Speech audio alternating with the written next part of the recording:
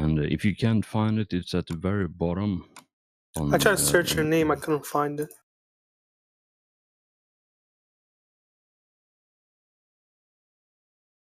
She's the one that knocked me out. Oh, is she? Did we kill her? Oh. Yeah, she died. It's the first entry on January 4200. I don't know what you're talking about. Someone calls us terrorists, someone calls us patriots, you know. Depends on which way you're looking.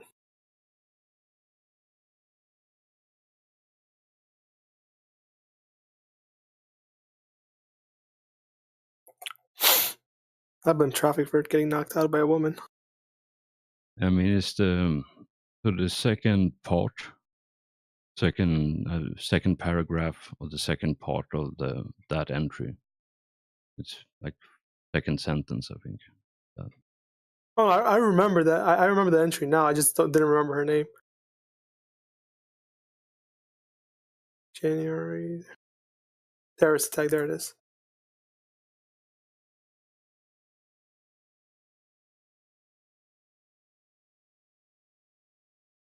And yeah, you see him.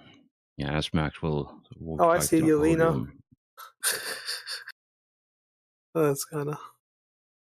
Yeah, as Maxwell takes the podium again, you see the kid walks back to the team table he was sitting with. And can all of you make me a notice plus wisdom, please? Mm-hmm.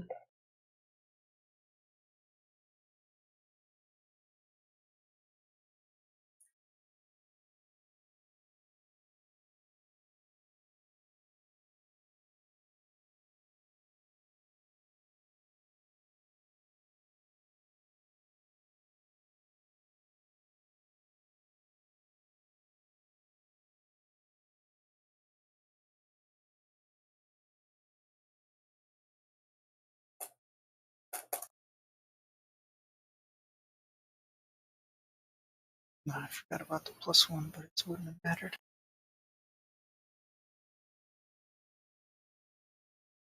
All right, all of you rolled well enough that you all notice this throughout the evening. The kid is looking towards your table and is staring daggers. Like if looks could kill, this would do like 5d8 plus 20 damage. Question. Nash was never involved, right? Nobody I is don't know why. sitting at your table. Okay. And I'm in disguise. So you two are fucked.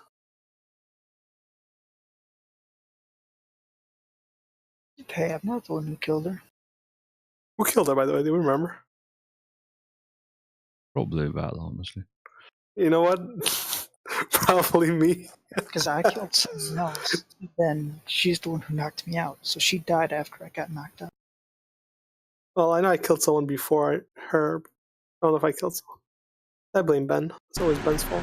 Yeah, I honestly can't remember anything about that, but, you know, who knows? Oh, I remember what happened. I remember the baton thrown at someone's face and they get knocked out instantly. I just don't remember who shot. You guys are horrible terrorists. You can't do anything. What do you mean? That's what I've been saying this entire time. Look. My character has very little empathy. I don't remember some random security guard that decided to pick a fight with 3 heavily armed terrorists. I'm glad you called yourself terrorist. You called us terrorists. I was just repeating. Speak for yourself. I'm just the pilot. We did nothing wrong. We were just there for a job. We were mercenaries. All right. So I think as this conversation goes on in your respective heads, as Yes. to who's to blame for what, and yeah, all of you see the kid staring daggers at you. Ton, you see the pilot from another team stare angrily in your general direction. Don't know why. Oh, wait, do we recognize his mother? Do any of us recognize his mother by any chance? I mean, I'll leave that entirely up to you. You know the name because you saw the news entry, but whether or not you remember the face of the person you murdered is entirely up to you.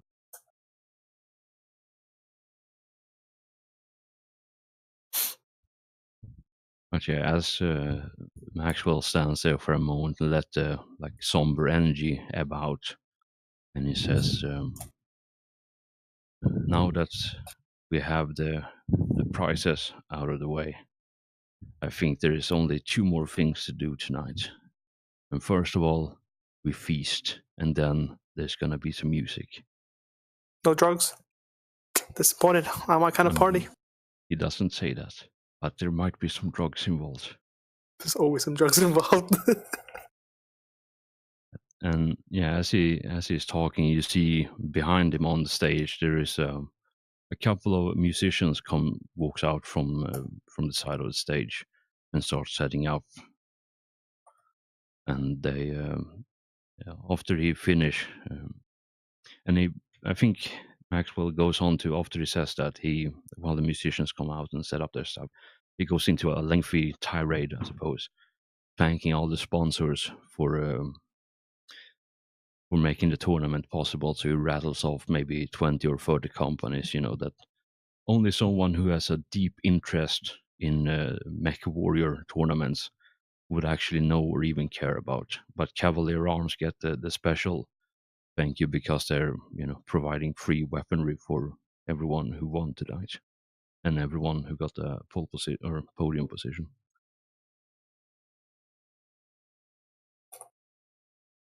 And yeah, as you finish thanking the sponsors, the soothing lounge music starts playing as he walks off stage. Yeah, there is just generic background music in a restaurant, basically, like that kind of stuff. Nothing too invasive, but it's pleasant enough to listen to take the edge of the deafening silence. And yeah, waiters start bringing out the trays of food and serving you. So you start with the appetizers and main course and desserts after that. And drinks are obviously provided as request or as needed. So if anyone's running a bit low, they immediately gets topped off. I guess we're all drinking tonight. It's all free, right? Just making sure again. Yeah, I'm just joking. this is entirely free. All the organics are drinking. Oh, you're just mad that you can't drink Is there a robot version of alcohol and drugs? oil. Is there robo catnip we can get her? It's purified oil. That'll be my character's goal: invent robo weed. I think that's called a virus. That Or- is actually one of my other goals, to invent robot drugs. Smoke up? I thought you were a nice, wholesome mechanic. What the hell happened? What gave you the opinion that I was nice and wholesome? I thought you were a nice mechanic that was going to help us, maintain our. Listen, I've seen enough animes to know that when someone has tentacles, bad things gonna happen soon after. Oh, I'm glad you're so proud of that. I've seen a lot of tentacle animes, and Everyone needs. Are you just casually dropping the fact that you watch hentai? I mean, who doesn't, honestly? I mean, Yes. Moving swiftly on. let's. All right. I think maybe as the main course is served, whatever that is, whatever you carry Tentacles, that's what octopus. I mean, that's very specific. But yes, if you want, you can have that. But I think, there's a low murmur like throughout the excited energy is back, and everyone's having like really good food and just having a good time. So it's that like low, like bass murmuring kind of thing, and everyone seems to have a good time. And I think, yeah, as the main course is served, everyone's having a good time eating. And yeah, you see the lounge musicians up on stage are playing their thing. And you see there is a bit of a transformation on the stage as well as their roadies are preparing for the next thing. And yeah, as you casually glance around, you see, I think all of you start noticing, depending on how much attention you pay to the room rather than the food provided, that people seem to be going more and more silent as the time passes. And there's a lot of people just looking in the same direction. And yeah, eventually, within the span of maybe 15, 20 seconds, like the room is completely silent and most have stopped eating at all.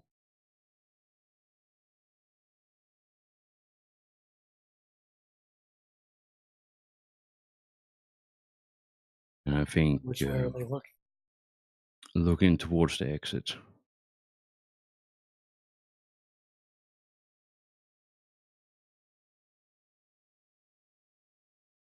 And I think as you look towards the exit, just see what's going on. You see two people standing by the door. So there's two doors on each side of the back wall that you came through, and there is one person standing next to each in a full power armor. And there is three people, one in front and then two behind. And the two behind, the first one seems to be carrying something, and the three of them are as well in full power armor, and they're walking towards the stage.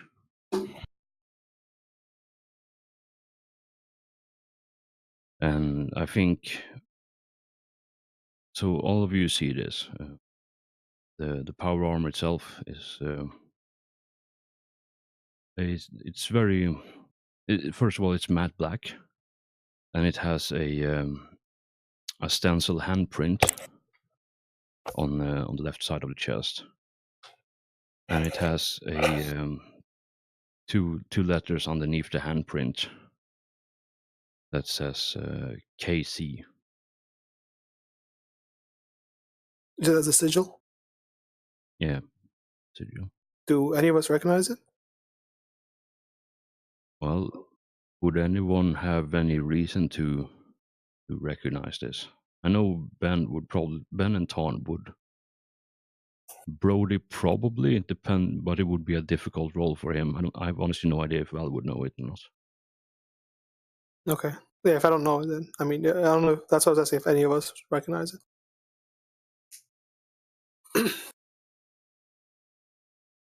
If it's, sorry, if it's related to Betrayus, I would know it, but other than that, probably not. This is not related to that. Then yeah, I wouldn't. Okay, if you want to figure out and try to remember or figure out what this is, you can roll no plus intelligence. What would this be? Brody, you would roll. You would need a 9 or better on this. You can't have a conditional success. Sorry, a 10 or better. So no conditional success because of the specialized knowledge for you. And I think, Ben, you would need a 6 or better because of your background for this.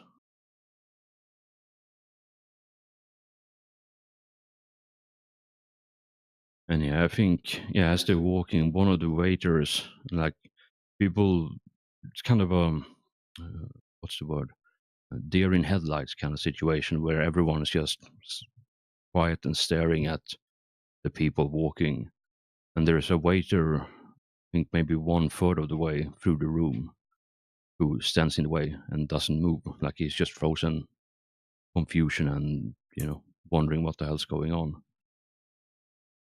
And the person in front doesn't stop at all, so the waiter just gets knocked down on the floor when he doesn't move out of the way, and all of you hear the sickening crunch of bone being crushed as the person in power armor in front steps on the rib cage of the waiter and just keeps walking like nothing. And yeah, as they probably move past all of you, you can see them, and yeah, the rough approximation would be like maybe what would be like 2 meters, 2 meters 10 or some such for the person in front in full power armor from boot to helmet, top of helmet, and the two behind him carrying the crate would be slightly shorter, maybe 2 meters or so.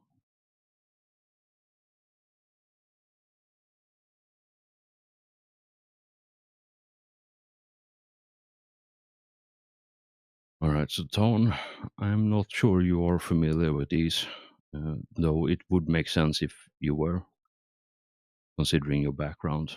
Um, Ben, you know them. Brody, you know them as well, though you know them for different reasons.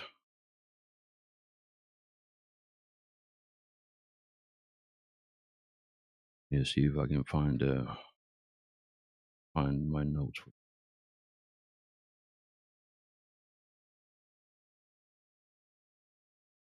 Okay, after the person in the lead just walks down the waiter and crushes him underneath the boots, they just keep walking towards the stage. And after that, everyone who is in the immediate path, like they zigzag between tables. You know, if they like if there's a table in the way, but if there's a person in the way, they just keep going straight, not stopping. And after the first waiter gets trampled, everyone else just quickly moves out of the way, and they're basically making the straightest line possible towards the stage, the stairs next to the stage, so they can walk up.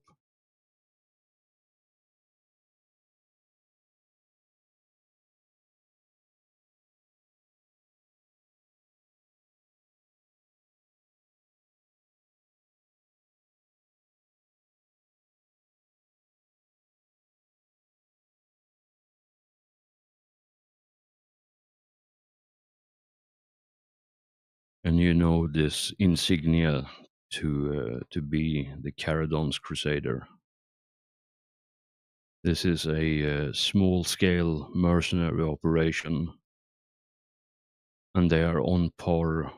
So I think Brody, you know them because they have very, very specialized ship that they fly, and they also employ a fairly substantial mech squadron, highly specialized, super advanced. Like they would be using the cutting edge mech tech. So you probably know them because you have seen the insignia somewhere, you know, mech or ship related. Ben, Ben and Ton, you would know them because they are absolutely ruthless in their prosecution of war or whatever task they have been set to. They are so yeah, like I said, they are small scale, but in terms of efficiency and ruthlessness, they're on par with the Doom Squad. Victory at any cost and no collateral damage is too high to achieve victory. That kind of mentality they go into operations with.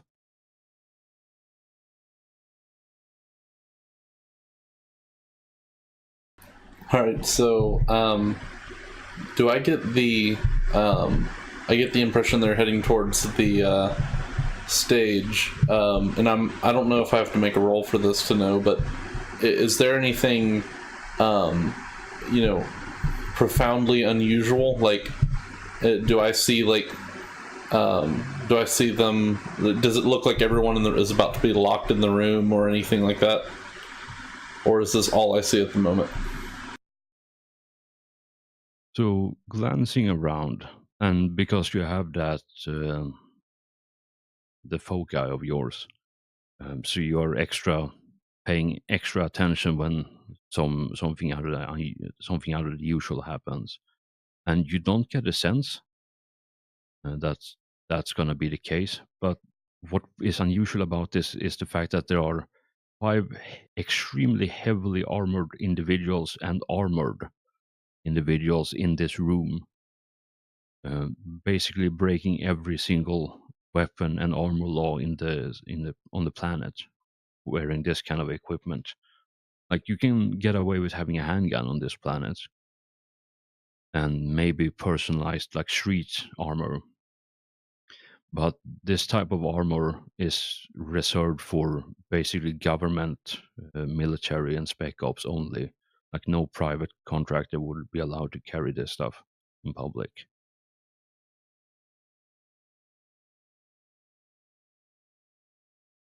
And yeah, the two Said these people guys in were the carrying back, a crate. yeah, the two people behind the one in front is carrying a crate. The crate is roughly a meter across and then maybe 60 or 75 centimeters deep, and then maybe roughly the same like height, like from floor to ceiling kind of thing. And it seems heavy enough the two of them are carrying it one hand on each side.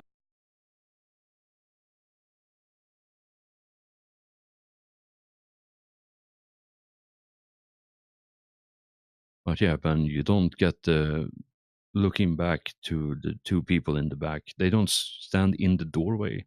They stand at the side of each door, like an usher at a movie theater would, for example. So not in the way if anyone tries to bolt for the door, but if anyone has complaints, they're easy to spot. That kind Yeah. of thing.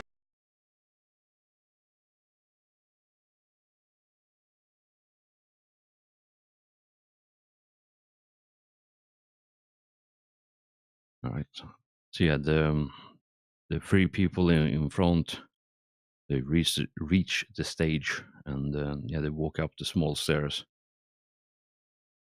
and yeah, the one in front walks up to the podium, and the two people carrying the crate stands to the it would be to the right from your perspective, would be to the right of him, and puts the crate down.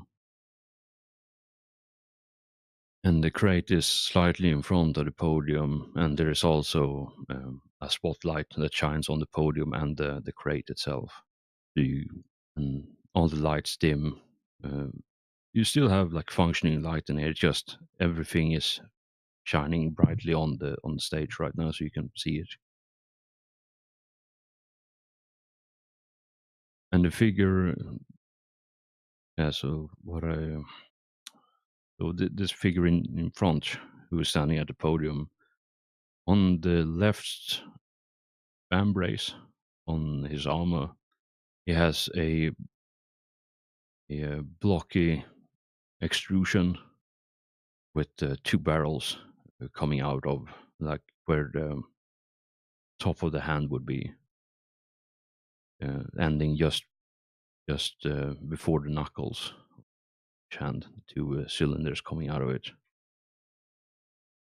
And on his back, he has a massive two-handed greatsword with a chain blade, so a two-handed chainsword. And the people carrying the crate both have some sort of single hand sidearm and some sort of rifle on the back, some sort of rifle like thing on the back. I think, yeah, you would definitely have seen a good enough look as they were walking past you. You know, they're two light machine guns that they have on their back. And you see the two people in the back standing by the door have carrying machine guns as well, Would it and be sidearm. possible for me to hack in and eavesdrop on their communication? I'd say it is absolutely possible, and it's possible to do, and it's absolutely guaranteed if you put a point to it. Yeah, I'm with it. Yeah, so I think we haven't talked about this before because it's never really come up, but so what I'm kind of imagining here, and feel free to like jump in with your own idea if you have something you think would be cool.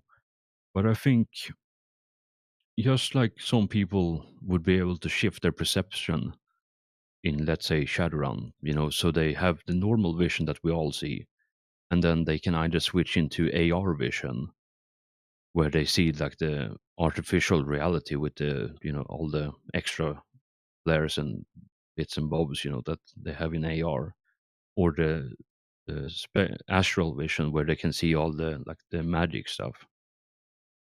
And I'm kind of thinking maybe because you're an AI, maybe you have some sort of like special cyber vision where you can just change your perspective of reality from the usual like meat space thing into cyberspace, and you perceive like everything in whatever cyberscape you wish. You can impose your own like version of the world. Like you see people walking around as they are, like you see objects the way it is, but it can be reskinned differently. So instead of looking at Val, for example, in her usual clothing, or looking at the soldiers here, for example, in their power armor, like you can just perceive in cyber vision and instead see them as, I don't know, ogres in like barbarian ogres from like 5th edition D&D or some such, if you want. You can just impose your own reality in cyberscape.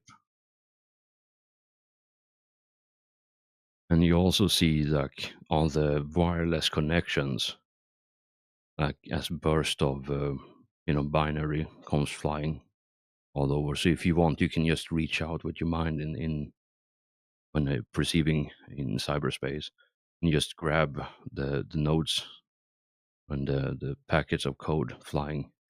And if you commit effort to it, you can just crush that and crush any defenses and take full access of something.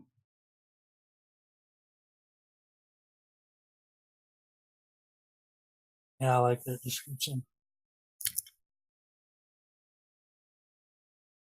Yeah, so you look at, so you perceive in the cyberscape, and you see there is from their helmets they have a couple of bursts of binary going back and forth like in a constant stream.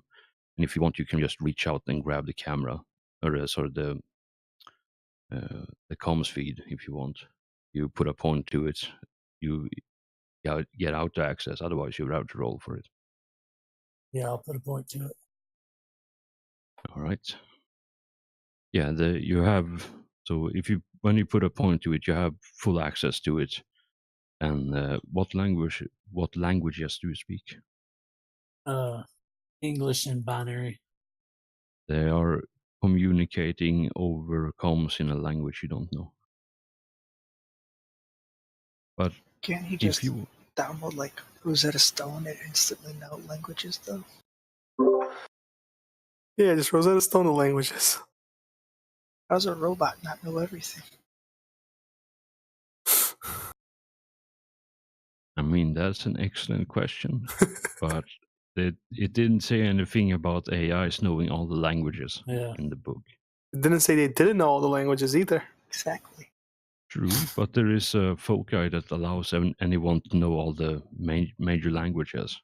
So it would be unfair to someone who spends their foci on that if then AI could just show up and be better. Yeah, but AIs AI's have their already own better. downsides. Well, AIs have their own downsides as well, though. Like what? Everything. They rust if you leave them out in the rain. They got rusty and dusty. Could I maybe put another processing point into accessing an online translator? I was just about to say run it through Google Translate. I mean, especially in the future, I assume they have something like that. They already have something like that for like written words. Imagine you can do that. There are actually gear that allows you to call it translator torque. Basically, a two-way translator, but you have to key that to a specific language that you want to do. But yes, I'm willing to house roll this. So if you spend a point for the scene, you can have a active translator for any language you don't know. It might not be 100% accurate, but it will be well enough that you can understand the context of what they're saying. Okay, yeah, I'll spend a point in that. All right. Let me just write that down real quick so I remember it for next.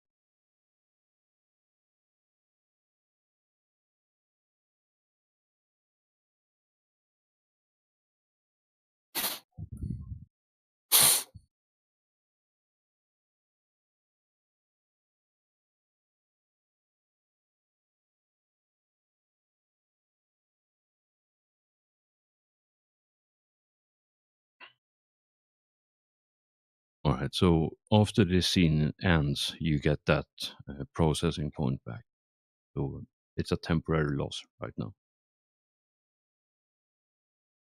But yeah, I think as right now, as the leader is stepping up to the podium to prepare and the others are setting down the box, they don't seem to be talking, but you have an active link for the entire thing right now. So whenever they actually say something over comms, you would hear it, and it would be translated to you. So I'll get back to you on that when something important happens. Alrighty.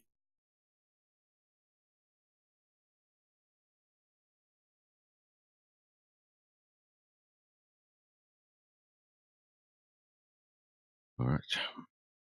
So yeah, as like there seems to be as the man steps up to the podium, he stands there for a moment, and you see after the two others carry the crate, when they put it down, they unsling their heavy weapons, their machine guns, but they don't point it at anything. They just hold it at the ready, and the same thing with the two in the back that stands by the door.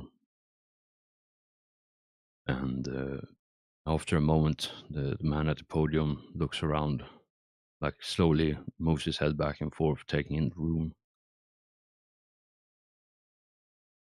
Torn, you hear him call out a number and have a table. Basically, he describes, like, from his point of view, it would be like the 43rd from the left or whatever the hell, like basically the table you're sitting at, like the man on the podium like calls that out in Russian.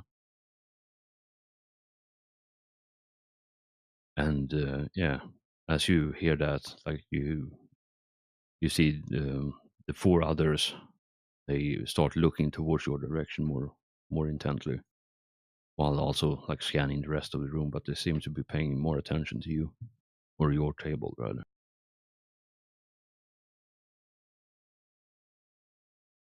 And yeah, the man at the podium, he reaches up and takes off his helmet and puts it next to the microphone on the podium. And yeah, you see his face for the first time. His it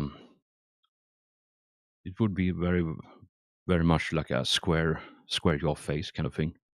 He's completely bald.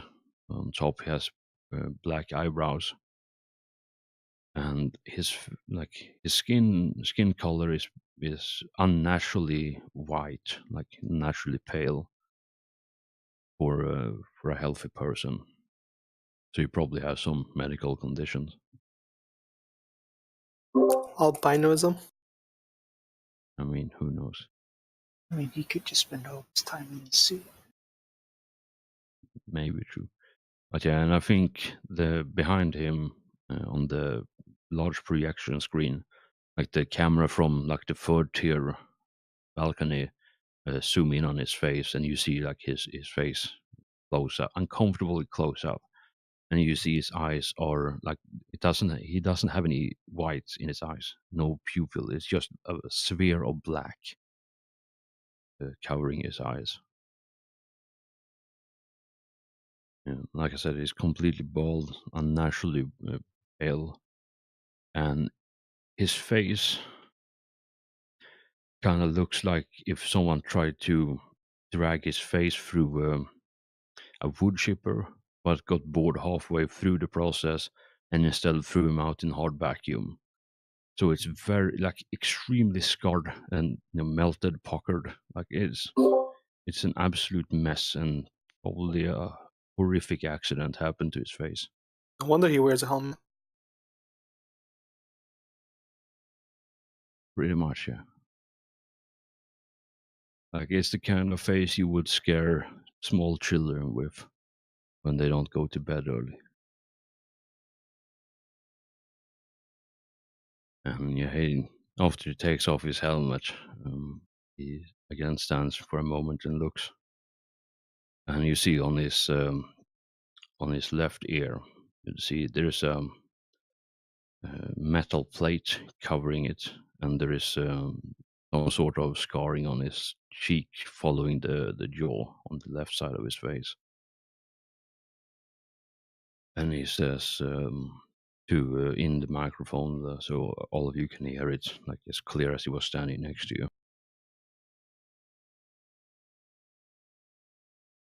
I am Igor Caradon.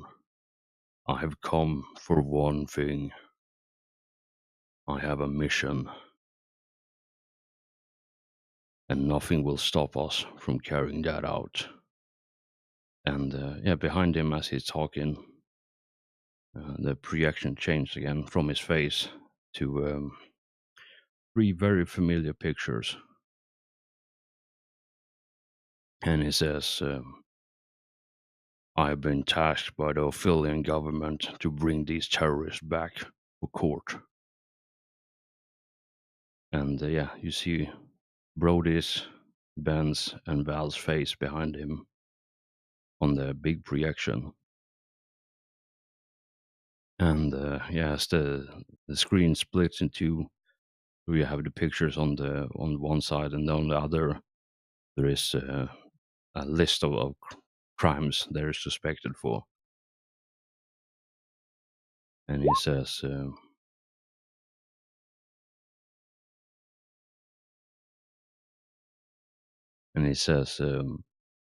they're wanted terrorists. They've committed over 300 murders, destruction of government property, unsanctioned use of psychic abilities, and excessive speeding. It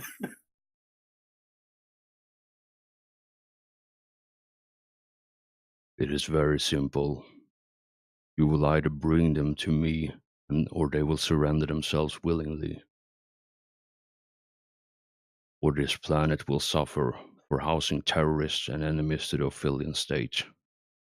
And as he says that, you see one of the people to the left of him lean over and pull a hatch on the crate that they put down, and the crate basically disassembles. So the front, opens up, and then he grabs the other person grabs the top of the crate and pulls it back, and the sides, flip out on each side, and you now see what is in the container.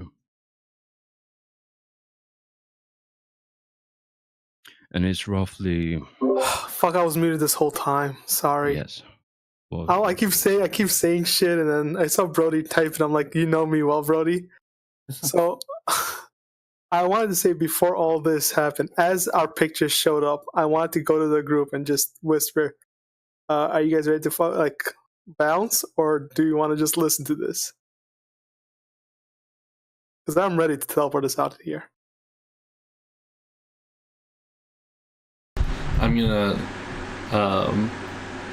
take a toke of a joint that I had hidden away. Then I'm gonna look around and say, "Yeah, I think I'm good to go."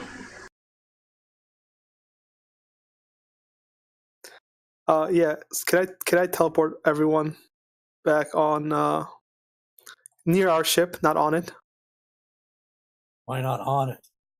If they know we're here, why do you assume they don't know our ship is also here and they're not staking it out? Or are already in our ship? Don't you guys lock it? What do you mean they have fucking power armor and giant weapons and shit? What do you think a door's gonna do to that? Sorry, oh, guys. look at this door. I guess we can't go later. It's locked. Yeah, right. Maybe they're like vampires, though. I assume Tarn is still listening to the communication, so he can hear them, the guy saying all this through the communication, right? No, so what the guy has been saying is in the microphone at the podium, so everyone in the entire room in the concert hall hears it. Yeah, but I mean, Tarn is listening through the microphone of the people, right? All the guards. So I assume he can also hear what's going on in the room as well. Yeah, Tarn hears the conversation between the 4 other guards that isn't talking on the podium. Yeah, but can't he hear what's going on in the room as well, like all the background noise? So wouldn't he be able to hear him talk to the mic? He perceives everything. He hears the person talking. Yeah, that's what I'm saying. So He even if hears we get out of here, would he still be able to like listen in? He would be able to listen in to the radio conversation, yes, but he would not be able to perceive anything in the room other than what their suit mics will pick up.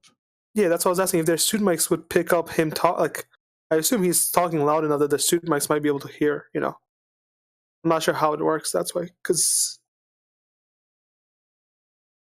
I mean, there is really only one way to find out at this point because this is all uncharted territory.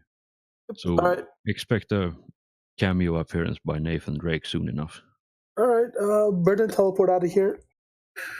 All right, so I think if we time this in a way that would be cinematically pleasing, at least to me, I think he pulls... can I do it? Can I do it? Yeah, so let me just say this first. Yeah. So he pulls... So one of the people on the side opens the crate, and all of you see this... it's basically a square thing in the middle, square metal block in the middle with a couple of wires to it on each side.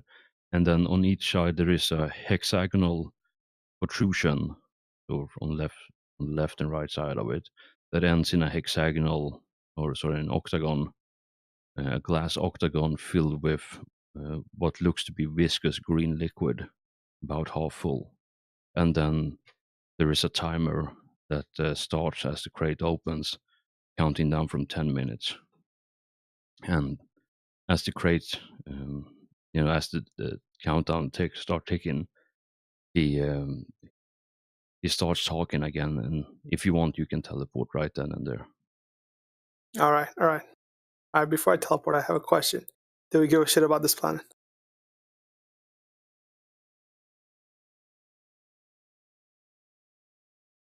I'm asking you guys. This is my character asking.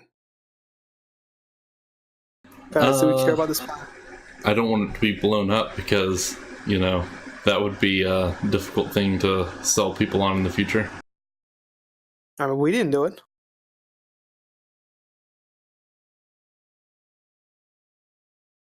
I mean, it's not like the entire planet's going to be destroyed. It's just a little chemical bomb, right?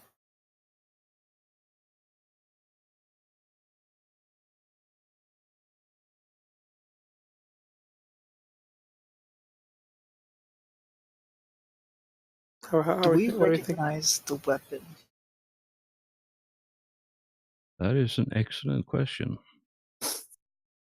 So I think Tarn and Ben could roll for it if they want. Tarn, because you have that background, I will give you a bit easier. Ben, you would need a 12 or better on this one because it's such a fringe example here that's happening. So with your connections, you probably wouldn't be. All right, Ben, I believe in you. Can we help Ben at all in any way? Can we help Tarn at all? Look at that. What should have been what we asked, not Ben. If it's if it's an explosive device, would I know anything about it? Because I was looking into explosive devices when I was doing my little things. This is too fringe for any general thing. You know what they say? Green means go get the fuck out of here. How did you get a 1? That's the lowest possible thing you can roll. I think that might be the lowest roll in this campaign so far. Yeah, it is. It 100%. You just gave yourself a headache and you just fucking passed out. No, I'm joking. I mean, Please if he don't. passed out for reals, though, then he can't be a willing participant in teleportation. No, he did not pass out. Yeah. But yeah, so racking your brain for a hot second, you can't really come up with something that this would be. Like, it doesn't seem familiar at all to you. But yeah, as the crate reveals and opens up and the timer starts, you hear a fairly significant gasp of shock and horror from literally everyone in the room, other than yourselves, possibly. So yeah, did you want to teleport out of here as the device is revealed, or do you want to hang out for a bit and listen to what the evil person has to monologue about? I have a. Well, my question is, so right now I'm technically not. I don't look like Val, correct? I look like a stock image of someone. But unless you move table, you're still sitting there. So Can I move? Can I like sneakily walk away, like to a different table? I'm pretty sure everybody's looking at us.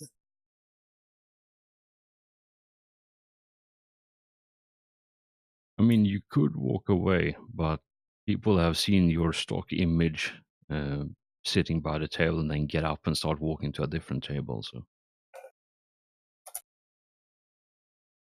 and it's also the fact that I do believe you came in as Val, sat down at the table, and then transformed at some point. So it's gonna look real fucking suspicious. I don't know what you're talking about. And yeah, I think so. You don't have to roll for this because I think because you noticed this earlier. You see the kid, the Russian kid with the mom. Um, he's he's smiling viciously in your general direction as well, like he is having the time of his life. He's not when that shit goes off and we're not here. And he is. Yeah. Eat shit, can't go be with your mom. Wow, It's dark. yeah. Like I that was dark, but yes, if you're not gonna immediately teleport, then I'm gonna continue with this. I will not immediately teleport, but I am ready to teleport. All right, so you're holding action teleport. So make sure you all hold hands and say grace Kumbaya. before the teleport goes off. Kumbaya. If you start singing for reals, though, I think they shoot you on principle. What do you mean? That whole song was, I thought that was only if we sang safety dance. I mean that too. All right, so he says, and to ensure compliance, we have brought some persuasive materials. And he gestures with one hand to the device, and he says, for those who don't know what this is enough life eater virus to kill everything on this planet. including them.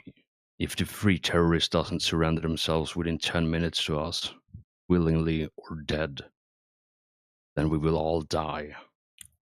All right, I have a question. Tarn, can you hack that device if I take it away from them?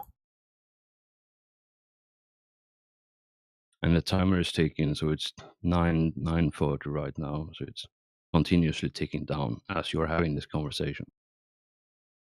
Tarn. As he says that, there is first the shock, like stunned shock in disbelief, and then as time progresses, like there is a low murmuring starting again as people talking, like looking around, and all of you notice that there is a lot of eyes staring at you. Fuck the eyes. Tarn, I would like can to you start hack that looking around, device too. if I'm able to take it away from them? I don't know if disarming it would count as hacking.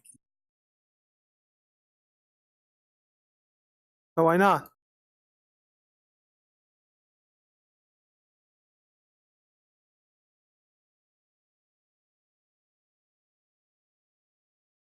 I mean, it depends on how sophisticated the detonator is. Right now, can you access any of its controls or no?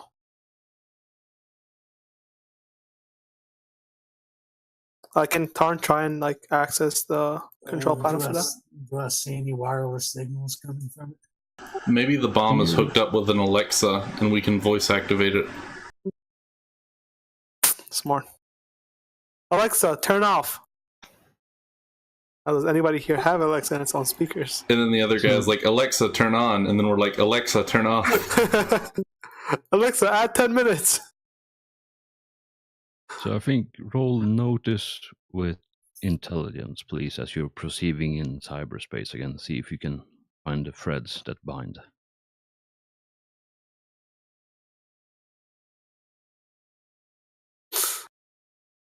God damn you.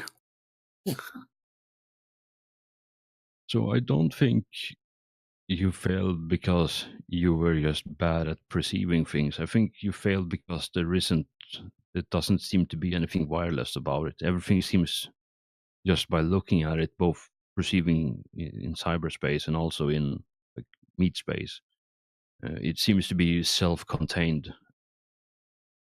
And if you want to, modify the timer or shut it off, you probably would have to like go up and poke at it. Now, question is, we have this outsider character to give us. We have 10 minutes, right? 9 minutes. And Okay, 9 minutes. down. Just outside. Pause the time for a second. I just want to ask a question. If I teleport out, will they instantly bomb it, or will they still give us the 10 minutes? I mean, who are you asking? You as a GM. You don't know. You I don't don't know. know their intentions.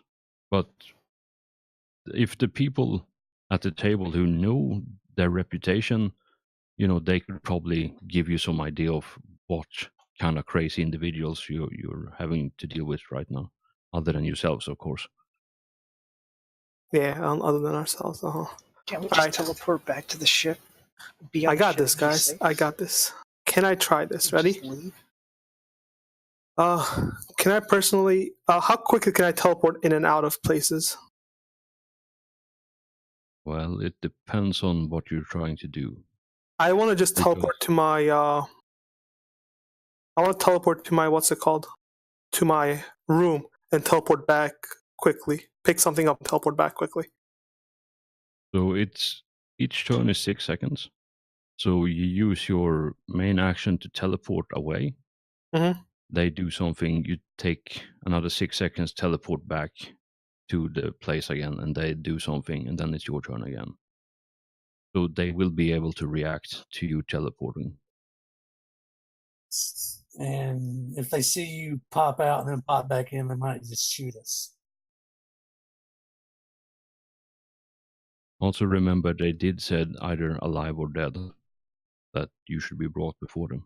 So. They did. So if you're going to teleport, just teleport us all out at once. No fancy shit. Fancy shit gets you killed. All right. So what do you guys want to do? We have 9 minutes. Do we surrender, or do we just 8 minutes on the clock. 8 minutes on the clock? Surrendering most likely means death.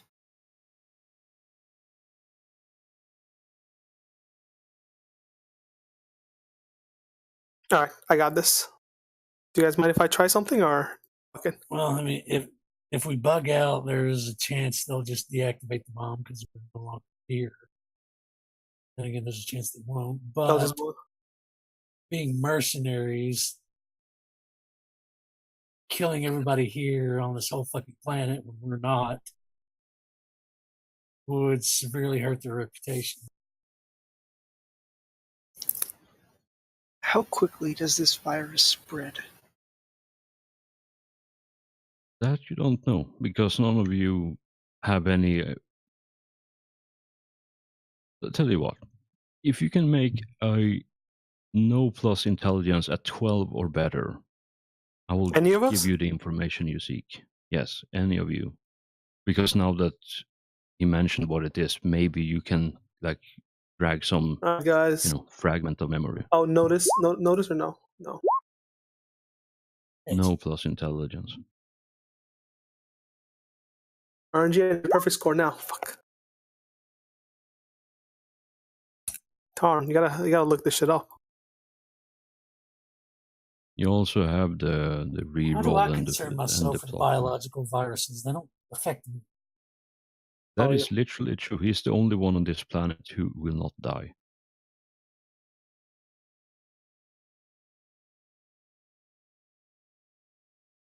Um,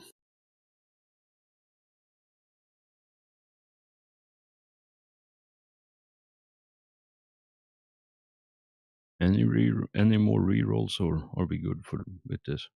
I think we're going good with the rerolls. I'm just trying to think of what we can do. And I know you want to run the time. God damn you. Yeah, it's 6 minutes and 30 now. You guys want to get out or no? Counting down. I mean, I'm thinking we get out. kind of have to.